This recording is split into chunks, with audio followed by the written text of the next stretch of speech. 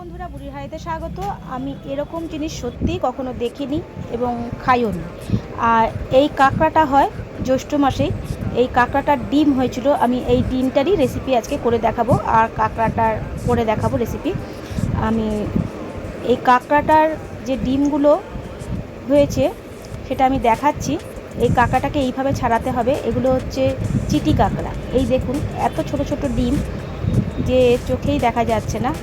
আমি এটাকে ভালো করে পরিষ্কার করে ধুয়ে এর মধ্যে রসুন গুঁড়ো, আদা গুঁড়ো আর রসুন বাটা, আদা বাটা দিয়ে চিলি ফ্লেক্স দিয়ে ভালো করে মেখে রেখেছিলাম। সামান্য একটু সয়া সস দিয়েছি, অল্প পরিমাণে নুন, একটু সাদা তেল দিয়ে আমি প্রায় 10 মিনিটের মতন মেখে রেখে দিয়েছিলাম। এরপরে ফ্রাইং প্যানের মধ্যে আমি একটু সাদা তেল দিয়ে তারপর এটাকে ফ্রাই করেছিলাম। আমি ভাবতেই পারিনি যে এত সুন্দর খেতে হবে। কাঁকড়ার ডিম কোনো দিনই আমি খাইনি, এই প্রথম আমি খেলাম।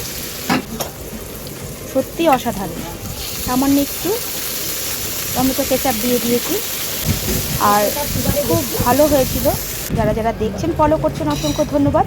যারা যারা এখনও করেননি, চটপট করে ফেলুন।